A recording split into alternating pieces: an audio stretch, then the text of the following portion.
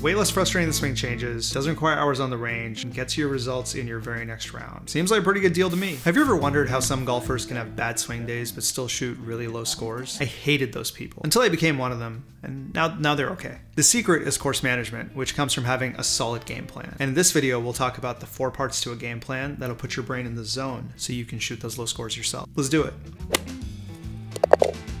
Hey, I'm Manu. Welcome. On this channel, we talk about how to use your head to play better golf. If you're new here, maybe consider subscribing. It's free. So, on to today's topic. Now, we all want to play well, and so we tend to spend hours or years at the driving range trying to get that swing into that perfect position. But I've found, in my experience, that the secret to playing well, and it is a secret because not that many people do it, is actually to prepare well. Because you might not always have your A swing on the course, but you can always have your A game plan. So I break down game plans into 4 parts: course planning, day planning, practice planning, and success planning. A lot of planning there. Hard to keep track of all the plans, but we have a framework, so we're all good. So I have a tournament coming up this weekend and thought I'd share how I usually prepare a game plan and set myself up to play as best as I can. But this isn't only for tournaments. You can also use this for any important rounds you're playing. Maybe it's a nice course, maybe you're going on a big trip, or maybe you're trying to get to scratch and so every round counts, right? So you can use this anytime. Now, you might be thinking that this sounds like a lot of work. Sometimes the lazy part of my brain kicks in too and goes, ooh, too much effort. I'll just wing it. Well, A, brains can be really dramatic. It's actually not that much effort. And B, for the minimal effort that it is, when I consider how great it feels to play a round that I'm super proud of, or to see my handicap drop to a new low, oh, it's totally worth it. 100% worth it. In order of importance, actually, there are 4, 1, 2, 3, and you're probably wondering why didn't I put 4 at the beginning since it's so important. And it's because you kind of need to know 1, 2, and 3 to understand 4 when you're getting it for the first time. But after that, you can always just do only number 4 if you really want to. All right, let's start with course planning. So before I play an important round at a course, I usually try to get the lay of the land by using Google Earth, maybe some GPS apps, or Blue Golf, something like that. I go into more detail on course planning in this video right here. You can watch it now, or you can watch it after this video. There's not going to be a quiz today, so you're good. One thing I don't cover in that video is basic green contours. So I recently subscribed to the GolfLogix app on my iPhone. It was a great deal at $60 for a year. One of the great things about this app is that it has this 3D view mode. So if you tilt your phone, you can actually see what the green kind of looks like as you walk up to it. And then I use those to write down some like basic green contours, like right here. It's just enough so that I have an idea of like where to avoid, especially for a course like this one where the greens are absolutely huge. It's important to know where the big swales and stuff are. By the way, this is my yardage book. I use Decade Golf to print out some yardage books, but you can also do this via a GPS app because you can write down notes in the Grint, or maybe there's some other app that you use. There's lots of ways to do it. For me, Decade Golf gives access to these yardage books, so it works pretty well. And ideally, I like to play a practice round if possible. Even if it's a course that I'm like fairly familiar with, if I haven't played there in a little while, I'll set up a practice round anyway in case things have changed, which in this case was super useful. As I mentioned, the greens of this course are huge, so that was a good reminder. And second, they'd firmed up quite a lot, so any ball that you land pin high is gonna roll right off the green. I don't want to be hitting 100-foot putts all day, so it's good to know I'd rather have like a short chip or maybe a medium chip than a very long putt. With the practice round, what I did is I marked up the yardage book with some of the core notes that I had. So you can see there, what kind of what kind of shot I want to hit off the tee. The hole number 1's a par 5, so I've got like 3 shots, etc. So at the end of the course planning section, I have my yardage book or my app with notes in it for things like, a general idea of what the course looks like. I have an idea of what club I want to hit off every tee. I have some general notes for what the hole might look like, what kind of hazards there might be, things I want to keep in mind, like maybe like there's OB left or a creek on the right-hand side, things like that. And I have a basic map of the greens. And doing all of this course planning calms my mind down because now there's much less uncertainty about what to expect. I kind of know where everything is. And I've left enough room for flexibility in case conditions change. So, I feel like the man. I'm not sure you realize how psychologically healthy that actually is. So part 2 is day planning, and this is fairly straightforward. This is just your logistics for the day with a couple of nuances. And the logistics include things like what's the weather going to be like, what time you need to be there for your tee time, what are you going to wear, how long is traffic going to take, how much food and water do you need, what do you need to charge, that kind of stuff. So for me, this weekend looks pretty nice. The weather's going to be pretty good. Probably going to wear shorts. There's no rain planned, so that's good. Don't have to do any laundry for that either. Laundry planning, big deal. That's why you want to do this one a little earlier. And on top of that, the weather's not going to change too much over the course of the day, so there's probably not going to be a lot of ball flight impact, which is also a good one to note. So I can write that in my course planning, or since there's nothing to write, don't write anything in your course planning side. I'm also going to be using my electric push cart, so I'll make sure to charge that battery and the remote before the round. And then the biggest thing for me with day planning is figuring figuring out a sleep schedule. So for example, this time I have an early-ish tea time. I got to get there like a little bit earlier than I normally wake up. There's a study that basically says you can wake up about 15 minutes earlier every day without really messing with your sleep schedule. Once you start getting more than that, then your body has to adapt. So just like a little bit of change over time, you can also make a big change. It doesn't fucking matter. So the output of my day plan is really just having all my ducks in a row when it comes to the logistics for the day, especially sleep timing and transport. Traffic can be kind of a pain in the ass. So yeah, that one too.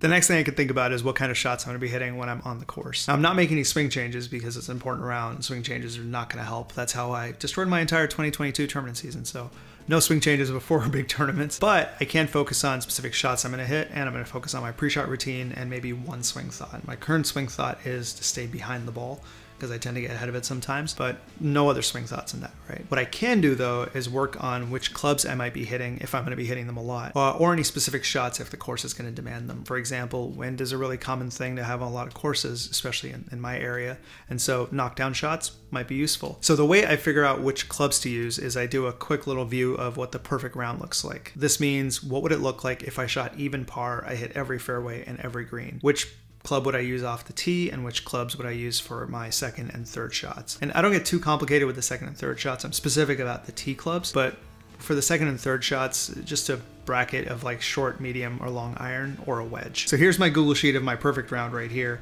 and it looks like I'm hitting a lot of drivers off the tee and pretty balanced on the long, mid, and short irons. A bunch of wedges though, so definitely practice the wedges, but pretty balanced on the irons.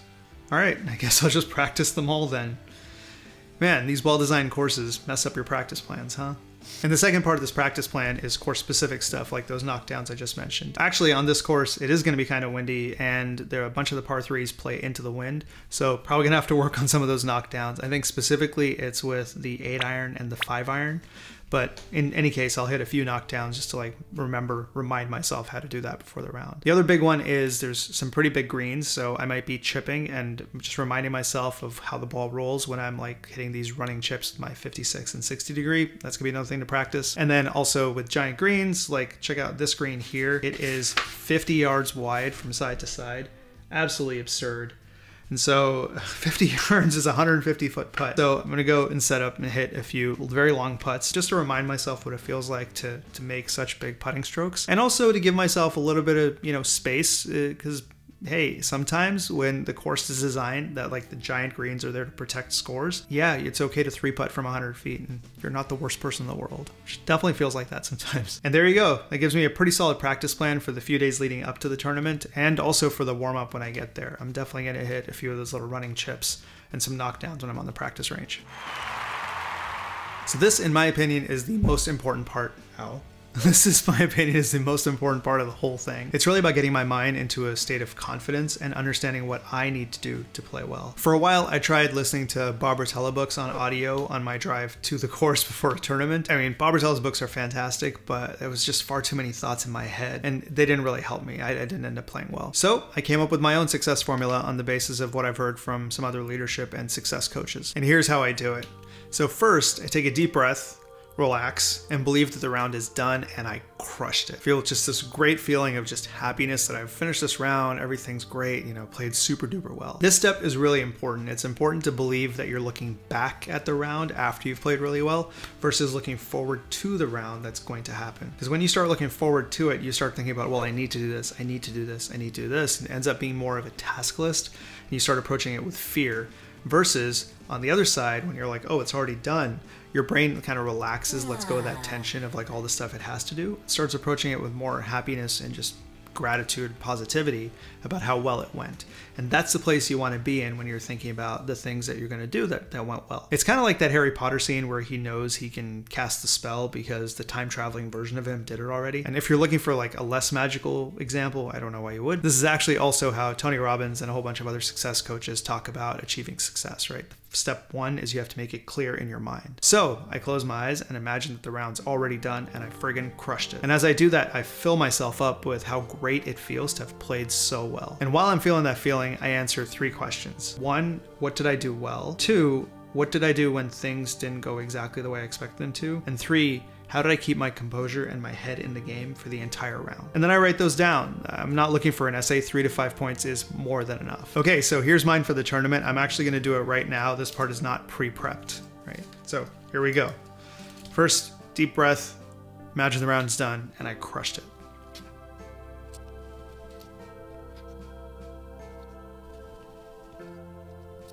All right, and here they are.